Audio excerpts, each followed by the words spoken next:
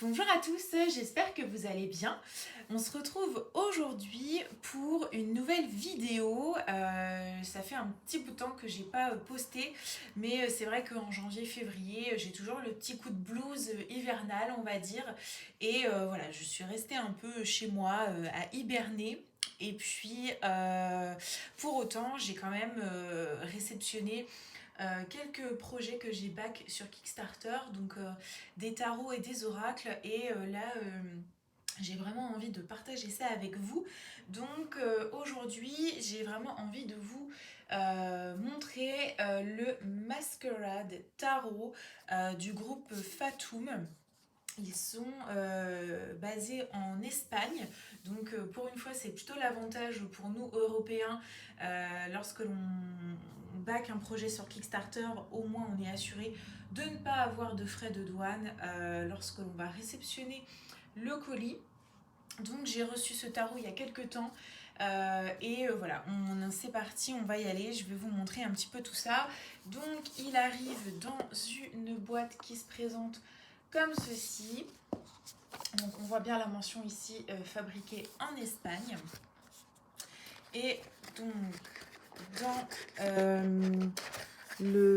dans ce que j'ai pris, il y avait du coup le tarot, le guidebook, il y avait une nappe de tirage et il y a quelques goodies qui ont été ajoutés. Donc on commence avec une petite un flyer en fait publicitaire tout simplement. Donc là vous pouvez voir, je vous le remettrai en barre d'infos, mais ils ont un site internet et ils ont d'autres jeux de cartes, d'autres styles de decks disponibles sur leur site. Je crois qu'ils ne font pas que du tarot, ils doivent faire aussi, sauf erreur de ma part, des jeux plus type, jeux de société quoi. Donc en goodies, on avait un marque-page avec la grande prêtresse. Il y avait également des cartes, format carte postale imprimées. Alors ça, je crois que c'est l'étoile, si je dis pas de bêtises. La carte du soleil et la carte de la mort. Donc petit teaser, on va dire, pour la suite. Le guidebook. Alors en fait ce jeu, il a été construit, alors vous pouvez l'utiliser comme un jeu de tarot traditionnel, mais il a également été conçu de façon, grâce à ce guidebook, à pouvoir euh, se baser en fait sur les différentes cartes pour construire des sortes d'histoires autour de l'amour, les différents types de personnalités, les relations et les secrets. Voilà, donc après je vous cache pas que moi j'ai pas tellement creusé cet aspect là du jeu, puisque c'est vraiment pour l'aspect tarologie que ça m'intéresse. Il y a bien évidemment quand même des, les interprétations traditionnelles.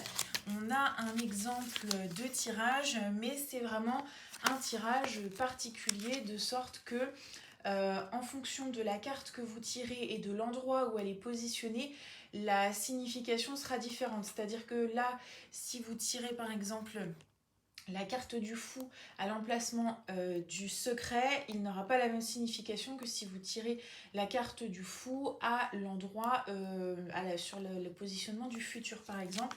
Et donc on a, voilà, là par exemple, pour le futur, j'ai dit si on tire la carte tic tic tic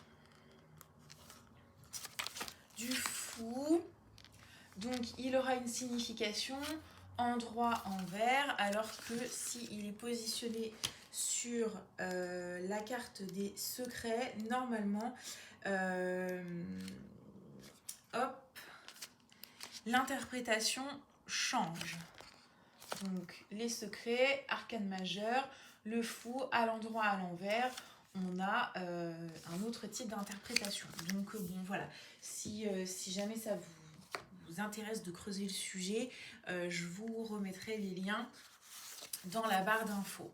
Donc on a tout d'abord une petite nappe de tirage qui est ma foi plutôt sympa. Après, pour être honnête, j'ai vraiment ma nappe de tirage habituelle et j'ai vraiment beaucoup de mal à en utiliser d'autres. Il est en tissu un peu en feutrine, style simili velours, je dirais. Et voilà, il reprend la couleur rouge écarlate ainsi que les motifs du tarot, de l'univers du jeu. Et enfin, le plus intéressant, donc le deck qui est là. Il devait y avoir des petites cartes. Donc ça, c'est une carte de présentation. Et donc là, on a à nouveau une carte avec le tirage dessus.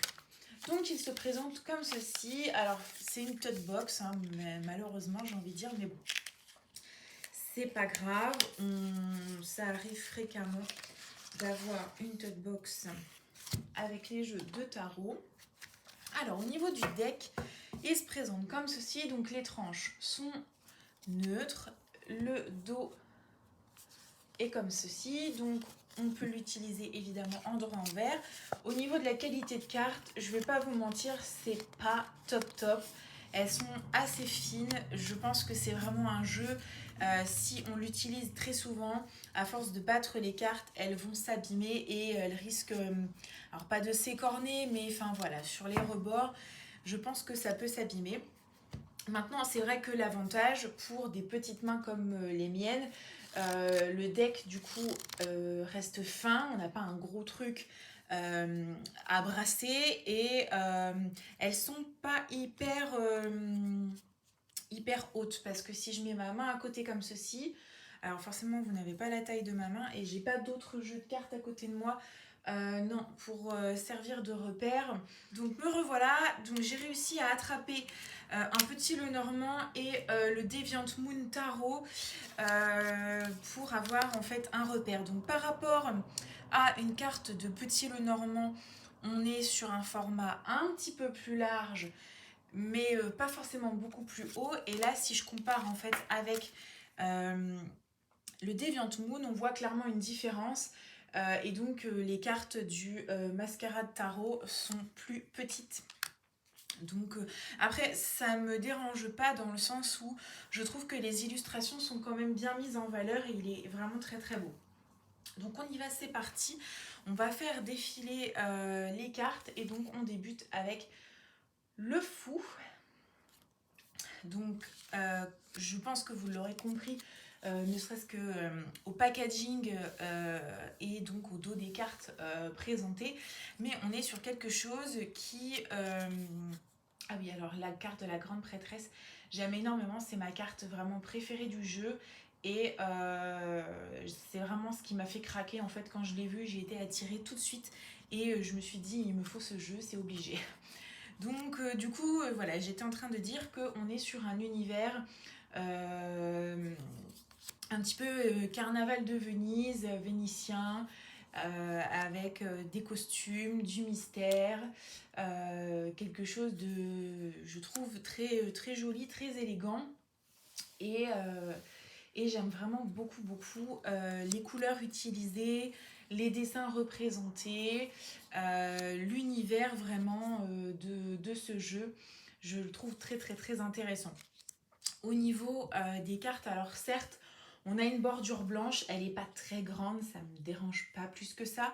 On a le nom de la carte en bas, donc c'est plutôt petit et discret, je trouve que c'est bien. Et on a le numéro tout en haut, et pareil, ça reste quelque chose de petit et discret. Je trouve que on a vraiment l'illustration au cœur de la carte qui est quand même bien mise en valeur et qui n'est pas trop gâchée, on va dire, entre guillemets, par ce qui pourrait être autour, on va dire. Donc là, la tempérance, le diable, pareil, j'aime beaucoup cette représentation aussi. La tour, voilà, l'étoile qu'on avait également en carte postale, donc très jolie. La lune, j'aime énormément aussi l'interprétation choisie pour la carte de la lune et l'illustration qui en ressort. Le soleil, le jugement et enfin la carte du monde. Et donc ensuite on va passer à la suite des coupes avec l'as de coupe, le 2, le 3, le 4 de coupe, le 5. Donc sur chacune des cartes, au niveau des illustrations, on est plutôt sur le style du rider. À chaque fois, on a toujours un personnage qui illustre, on va dire, l'énergie de la carte. Donc on est vraiment dans quelque chose qui va suivre plutôt le modèle du Rider-Waite plutôt que du tarot de Marseille. Et donc ensuite les personnages de cour, donc le valet, le cavalier, la reine et le roi. Ensuite, donc la suite des deniers, donc là en l'occurrence qui a été nommée la suite des pentacles. Donc le 2, le 3, le 4, le 5, le 6, le 7, le 8, le 9, j'aime beaucoup aussi cette carte-là, le 10, et donc ensuite nous avons le valet, le cavalier, la reine et le roi. Donc chaque suite de cartes, on va dire, a son code couleur qui lui est propre.